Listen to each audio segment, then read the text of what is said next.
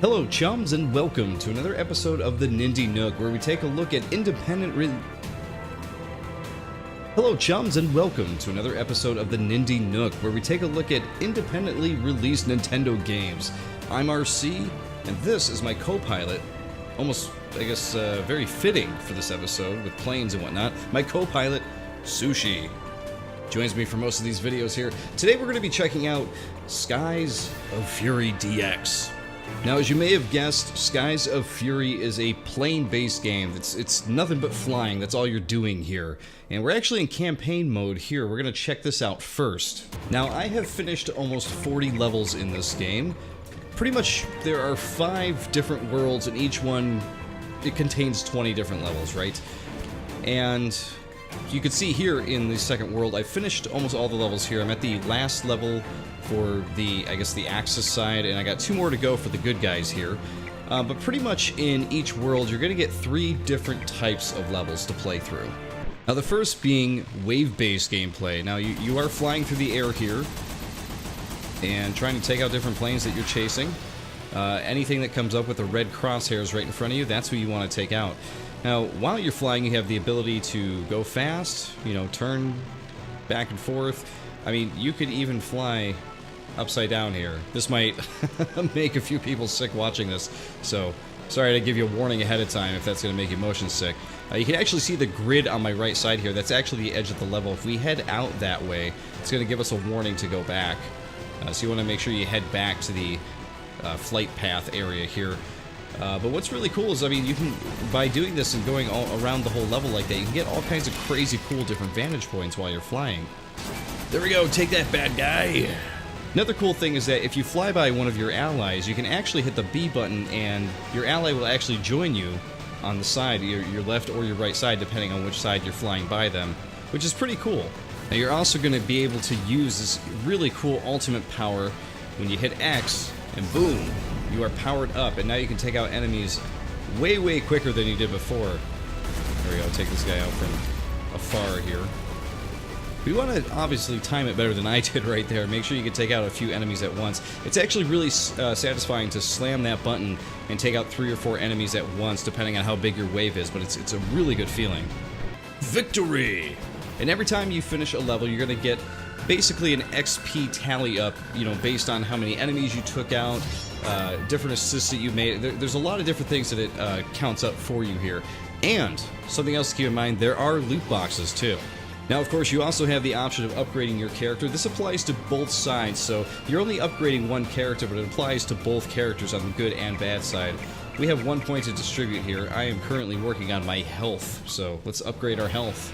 Now, one of the other types of missions you'll be able to do are the Escort Missions. Now, in the Escort Missions, you basically have a, 3 or 4 planes that are trying to reach it to a, they're trying to get themselves to a certain position, correct? And as they make their way there, you need to take out these enemies. Now, another cool feature of this game is that if you're having a hard time locating where the enemies are, you can't seem to get your planes sort of, set up to find the enemies, what you can do, as we take this guy out, is you can actually hit the R button, and it will actually zoom and show you where the closest enemy is, and you can actually toggle between enemies, so if you want to find different ones, if you see an ally's already got one covered, you can make your way over to one of these bad guys just like that, and boom, it lines you up to find them. It's pretty helpful. Sometimes it can be hard to appropriate your plane to view the enemy in the right way to get at them, but it's still a very helpful tool. And there we go, we got him to the end. Check that out. Victory! Now, the last but not least type of mission that you're going to be able to play through in this are these timed get to the finish type of missions here, where you're flying through all these hoops, and every hoop you fly through gives you XP, and it gives you more time to put on the board, and you'll see I just shot those targets. Those do the exact same thing as well. So basically you go back and forth between shooting targets and going through the hoops and racing to the finish. Again, these are probably my favorite ones because I've always been a big racing fan as it is. But it's always, these are great palate cleansers between some of the missions that get really hard when you're fighting a lot of enemies.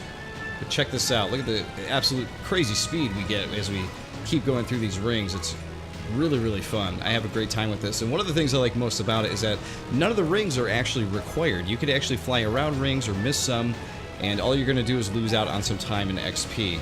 I'm always a big fan when, you know, racing games don't require a checkpoint, because sometimes it can be really hard. See, there we go, we just missed one there, but we're still in the game. Sometimes it can be really hard to hit every single checkpoint, you know? But here we go, here's the finish. There we go. And, of course, victory! Now, getting to the end of the second world, I found that the game has already been pretty challenging. Of course, you have the option of upgrading your character, but, you know, that means you're going to have to go back and grind a bit to do that. Now, if you find yourself maybe getting through these levels a little too easily, for me, I feel like it's a good challenge, but if you feel like it needs a little bit more of a challenge, you actually can add more challenge to your level by hitting Y on any of these. You can actually turn on a lot of these different modifiers to make the level a bit different and a bit harder for you. So you can actually increase the difficulty of the enemies, you can turn aim assist off, you can reduce health regeneration, all the damage you take is increased, and reduced ultimate ability recharge rate. So there's a lot of things you could do with that to make it more challenging for you if you so seek it. Now you might be thinking, okay, so this is a war game, it's got planes in it, there must be some kind of story going on here, right? Well, it's pretty minimalist, but it is told through comics here. So with every 10 levels that you beat on either side, it basically unlocks a new comic book page for you to read. And these comics that they put in here are actually really nicely drawn. They're really, really cool. But yeah, you are going to have to fight pretty hard to get all of these pages and get the full story. Now that is campaign mode in a nutshell, but of course from campaign mode you can of course unlock loot boxes. I have a whopping 21 of them to open here, but so far what I've been able to open are two different types of things. One are these, the crosshairs. That was a duplicate. I have a lot more to unlock. It's unfortunate it's a duplicate, but you can get all kinds of different crosshairs in this. And the other thing that you can get are skins for your plane. Let's see if we can actually unlock one here. Oh, we got another crosshair. Pretty cool though, triangle. That's a new one. There we go, there's a new plane skin. It's got sort of a Red Baron look to it. It's a duplicate, but hey, these are the skins that you can unlock throughout the game, so with every loot box you get, you have the chance of unlocking these things. Now there are actually two other modes in this that you can enjoy. One is called Survival, which is pretty fun. You can play it single player, or you can play it split screen with a friend, do the whole co-op thing, which is always a good thing, right? But of course, again, you can play it by yourself if you so choose. And once you get set up here, you actually launch into the fight, and it's basically a never-ending wave-based fight. So here we go, we start with wave 1. And what happens is it just keeps going up and up and up and getting harder as you go. With the more enemies you take out, the further you go, the more waves, you unlock more pieces of the stars there.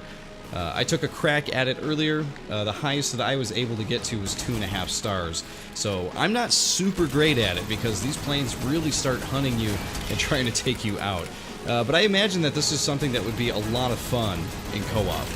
One of the unfortunate things to mention in survival mode here is that when you shoot these planes down, it lets you know... Oh, I'm getting shot. It lets you know that you actually are getting XP, but that XP actually doesn't go towards your character. It actually just counts towards the points that you see in the top left corner under Wave 3 there. So we have 50 points so far. But one of the other things I wanted to point out here too is that with the comic book, style of storytelling that they're doing with this game, I think it's great that they stuck to the theme even with the look of the game, because you could see that in this area that we're flying around, it is very comic book looking. It's got a cell shaded look to it, where it just looks very, very much like it's out of the pages of the comic book. So I'm really, really glad that they stuck with the theme in that idea. Now, one other thing to mention here too is that you see that 3+ up in the top center next to your health. Actually, those are your lives. So if you do happen to take a spill or someone takes you out, you have 2 more chances to get back into the fight and keep racking up points, which I think is really cool that they don't butt you out after your first death. Boom! And of course, you can actually ram into people and take them out that way too. Something very unique. I don't think that I've seen that in too many plane games, because most of the time, if you're flying a plane, you run into something, you're toast. Oh, we're going down! No!